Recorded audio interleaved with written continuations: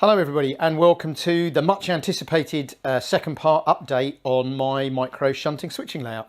Oh look everybody, here's Budget Bear come to say hello. Say hello to Budget Bear everybody. He hasn't been in the few videos and he's curious to see how we've got on. Okay, so there's an obvious change here. We were talking about it being a harbour scene, but I had a little bit of a fiddle around and I changed my mind, and we've now got a little branch line terminus. And it's because of something I found up in the loft, which I did say that I was going to do a half relief station building. And I found this one up in the loft in a bit of a tatty state that I built for another project. So you can see here Doug's given us a nice shot that shows how shallow the buildings are. So let's show you how this building was made. Yeah. So this was originally a long, narrow building, and basically what I've done is broken it into bits and put it into an L shape. It couldn't be more rudimentary on the back. It's actually the parts of several super quick stations that I got cheap. And this little bit will go on the end. That's your little toilet block there. Now you can see that the roof and everything needs a degree of TLC, but it's still rather a nice looking building. And in the corner there, it's going to look spot on. So let's have a little look at the platforms. So this shows you then the arrangement of the platforms.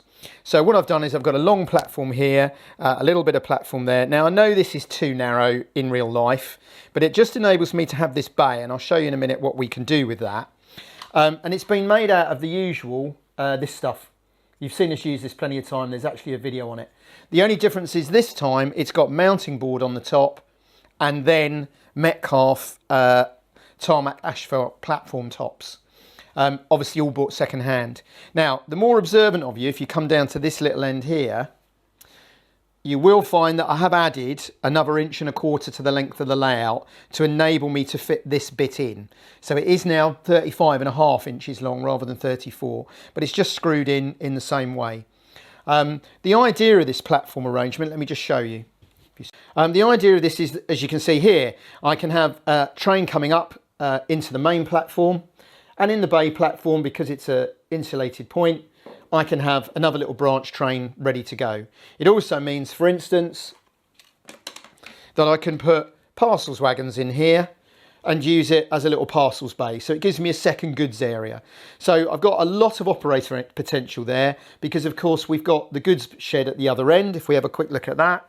Now, I'm still tinkering at this point, but what I've got there is the remains of a super quick water tower, and I think I convert that into a shorter, smaller, traditional goods shed, and I'm probably going to use that little Metcalf signal box there. So let's just quickly show you how I did the back scene. So the back scene was really simple. This is a bit of hardboard that actually came part of a unit of a back of old chest of drawers. I got really lucky. It's exactly the right height, as you saw, to take the back scenes. All the little bit of white that you could see on the back scene, I just put a little wall there.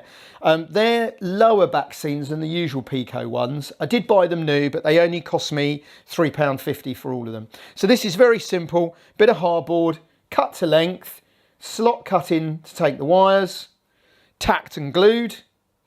And then the ends, I've just used mounting board. The tape is just there to hold it while it glues, because that will help to keep the weight down. So there we've got nice, simple back scenes. Couldn't really be easier. So as you can see, it's coming along quite quickly, which is one of the advantages of these projects. It actually only took me tonight 35 minutes to put the back scenes on and the tops on the platforms. It's only taken me a few evenings work so far. So if you're pushed for space, you couldn't really have anything smaller. If you're pushed for time, it's nice and quick, and it's not actually going to end up costing a great deal. So it meets all our usual criteria. And there is going to be an awful lot of operating potential in there with the two sidings and the bays. So I'm quite pleased with it. We'll try and get an update done sometime in the next couple of weeks.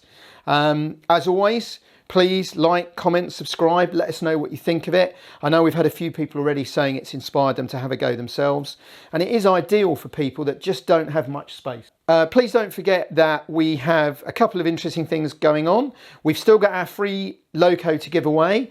Lots of entries still to come in for that, I hope. And tomorrow, Saturday, at 18:30, 6:30 in the evening GMT. We're doing our live stream question and answer session for our 10,000 subscriber special. Had a lot of fun with that last time. Please do send some questions in. Let us know what you want to talk about. And if you're about, watch us. It's always great to have a lot of watchers at the time. So we look forward to seeing you tomorrow. Thanks always for watching. Hi, thanks for watching the video and for the nice comments. Click on the left for a previous video in this series. Click on the right for another video you might enjoy. And please don't forget to click to subscribe, like, comment, etc. Thanks again.